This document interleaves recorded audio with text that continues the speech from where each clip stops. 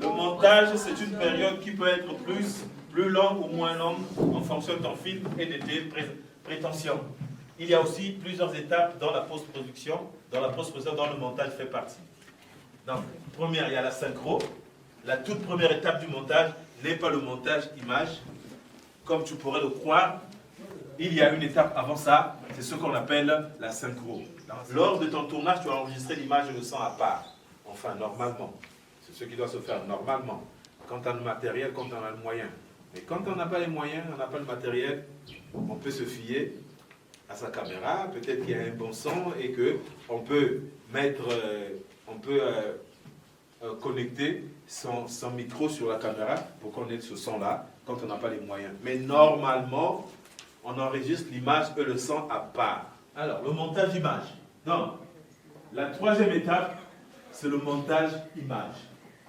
Montage image parce qu'il existe aussi le montage son. Donc là, on parle de l'image, c'est le montage image. Le montage image consiste à reprendre tous les rushs.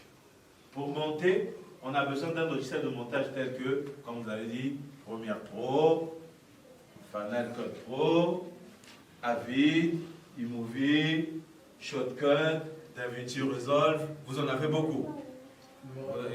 Aujourd'hui, il y en a vraiment un paquet. Je demandais que si peut-être je monte sur Premiere Pro, ouais. Dès que j'ai fini le montage, est-ce que je parlais étalonné sur DaVinci Resolve? Ah bah oui. Mais parce que sur DaVinci, parce que tu envoies, ce que tu envoies, quand tu as fini, tu vas pas prendre tes fichiers de DaVinci et de Premiere Pro que tu vas mettre sur... mais tu prends ce qu'on appelle l'EDL, on verra. L'EDL, c'est un fichier qui peut aller dans n'importe quel logiciel de montage. Ça veut dire, c'est que des chiffres. Et quand tu les mets dans un logiciel, il reconstitue ton film. Je ne forme pas des monteurs tout de suite, mais une initiation au montage pour leur parler de ce que c'est que le montage, en quoi ça consiste et qu'est-ce qu'on doit avoir comme capacité pour avoir le vocabulaire, pour avoir comment parler du montage, c'est quoi et ça intervient où dans un film. Il faut s'appuyer sur le découpage technique ou le storyboard qu'on a fait. Donc, avant de travailler, avant de venir monter, avant même de tourner, tu vas faire un storyboard. Tu as un storyboard. Vous connaissez le storyboard? Justement, c'est quoi exactement? Oui, vas-y, dis-moi c'est quoi. Le storyboard, c'est le scénario à l'image. Ça dépend un peu du rendu qu'on peut donner. Oui. Ensuite, dans le monde des termes, le storyboard, ça veut dire quand tu as le plan que tu vas tourner, il y a un dessinateur, il y a quelqu'un que le plan là, il sera comme ça, il le dessine, et tu as tous tes plans, c'est comme si c'est ce que va prendre ta caméra.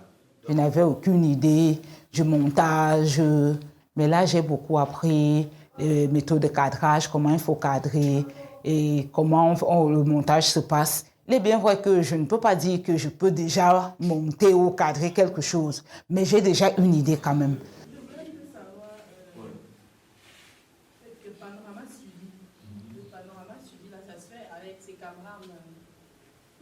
Ça peut être avec caméra à main ou bien avec même rail. Un rail, comme le travelling. Oui, ça. Le travelling peut aller dans toutes les directions. En avant, en arrière, latéral, vertical. Bref, en gros, c'est un déplacement de la caméra. Il est utilisé aussi bien pour suivre les déplacements d'un sujet que pour décrire un objet. La première caméra, quand il y a une caméra, donc, je vais d'abord filmer lui. Tu comprends, tu vois, non? Je place ma caméra. Vas-y, la voiture passe, ça tourne. J'ai tourné. C'est bon, non? Je mets dans la boîte. Premier plan est tourné. Deuxième plan. Je me place à la place de lui. Et la voiture passe. D'accord?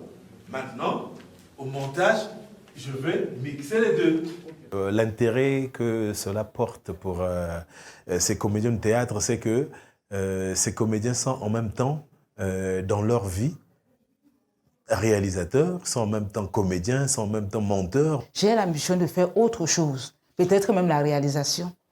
Si je n'ai pas ces bases-là, je ne peux vraiment pas maîtriser la réalisation. Donc, je commence par ça et peut-être maintenant apprendre la réalisation plus tard. Et là, j'aurai déjà un background quand même.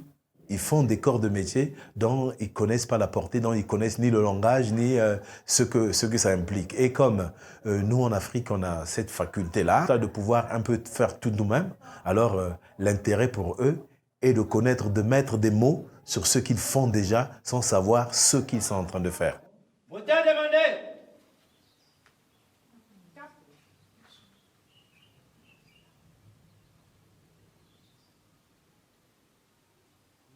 Satou. Mekanchou Philippe, 1 sur 1, première. Action. Non, on t'a pas dit action, tu as déjà... Alors. Non, il n'a pas dit action. Non, Il y a 2 semaines, j'étais malade. Tu es fatigué? Non, ils sont demandés de répéter. Mais oui, mais il faut que le micro, ça rentre aussi. Le micro a eu peur de la façon de jouer. Mais oui, c'est ça. Il s'agit de faciliter la tâche au monteur pour qu'il n'ait pas de faux raccords et tout. C'est ce qui m'a paru très intéressant dans la télé, parce qu'à part le montage, on a aussi pris les stratégies de prise de vue. Parce que pour monter, il faut déjà qu'on ait pris les vues. Coupé.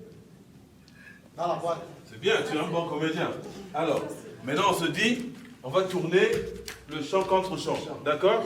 Je ne peux plus me retrouver devant une caméra ou sur un plateau de tournage et ne rien comprendre à la technique qui se passe autour de moi. Donc, je peux quand même savoir, maintenant, nous sommes en train de faire tel plan, telle chose. Je peux déjà comprendre certaines choses qu'avant, je ne connaissais vraiment pas. Aujourd'hui, quand je vois un film, je sais que non, je peux déjà un peu avoir cet œil-là que non. Ici, c'est raté. Ici, il y a peut-être saut d'image. Ici, il y a faux raccord. Non, Sylvain parle. Il y a 2 semaines, j'étais malade. Attends, je parle pas sur la